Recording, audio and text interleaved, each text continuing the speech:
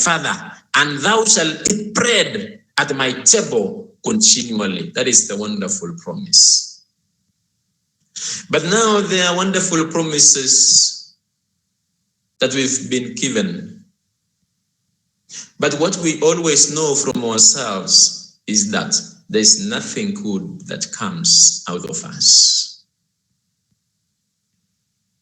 Verse 8, this gentleman gives an answer.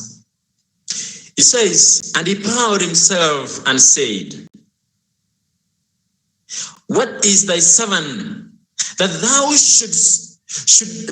shouldest look upon such a dead dog as I am?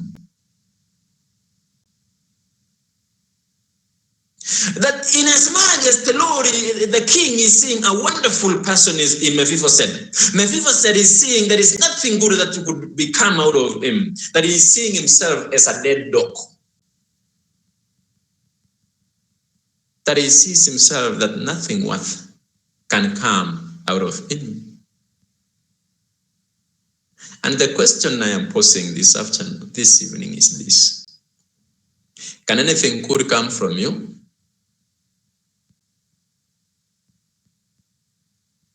Very technical question. If you may answer that. Could come from Fountain of Life Ministers?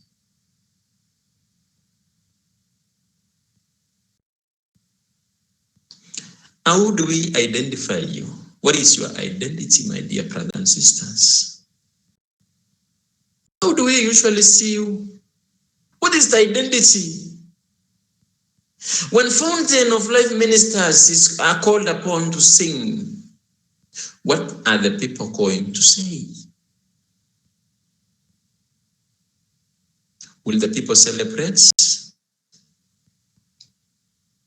Because of listening wonderful gospel that is being preached by the Fountain of Life Ministers in form of songs. Or what are they going to say?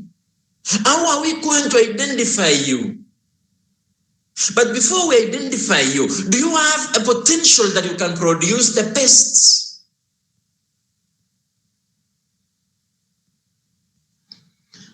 That is a big question. We'll never produce the best if Christ is not in our midst. We are not going to produce the best if we are not working hand in hand with Christ. There are people who are followers. There are people who are singers. There are people who are preachers. There are people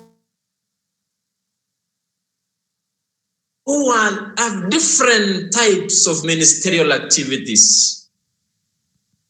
There are people who have the talents, but the big question is, can the best come out of you, or you just have the talent and you are not using it properly? Are you using your talent properly?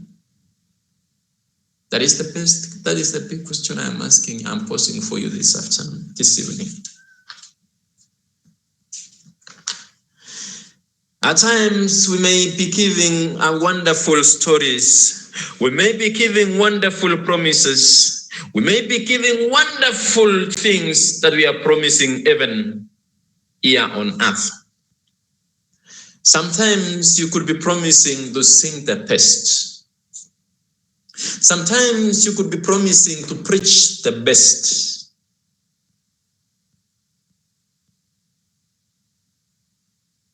But there is one thing that might hinder you. In the book of Luke, chapter 22, reading from verses 52 downwards. Before we read,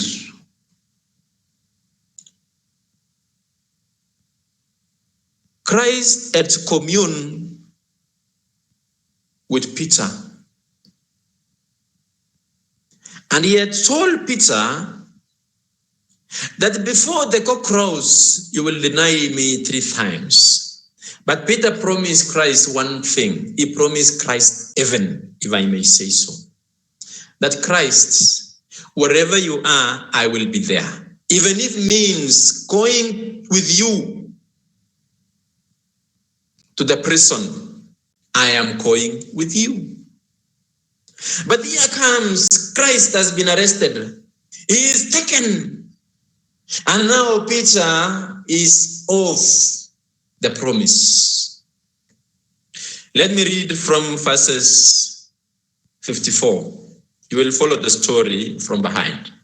It says, Luke 22 verses 54.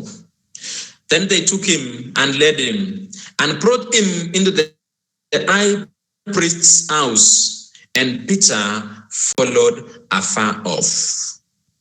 Other version says, and Peter followed from a distance. At times, we are promising that we are working together with Christ.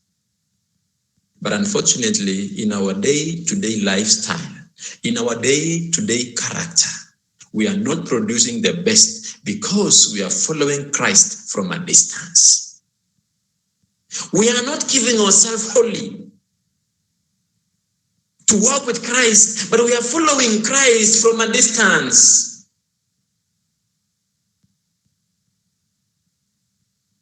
Until when shall you follow from a distance?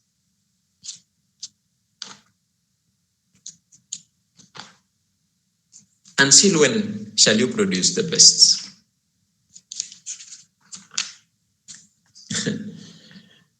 There is a fascinating story in the book of Luke chapter 2 from verses 40 going downwards.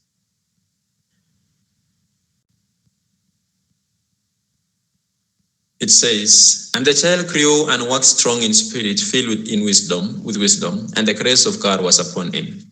Now his parents went to Jerusalem every year at the feast of the Passover. And when he was 12 years old, they went up to Jerusalem after the custom of the feast. And when they had fulfilled the days, as they returned, the child Jesus tarried behind in Jerusalem, and Joseph and his mother knew not of it. Sometimes we may come and join the choir with Christ. We may be working with Christ. When we are coming for the choir practice, we are coming with Christ. When we are preparing for the choir practice, we are preparing with Christ. But when we are going back home, we leave Christ and at the place where we have been doing our practices and go back, we leave Christ that we were coming with him to the practices. We go to the church with Christ, and then we go back, we leave Christ at the church. We leave Christ to tarry back. You know how long we are wandering without Christ? Can you listen? It says,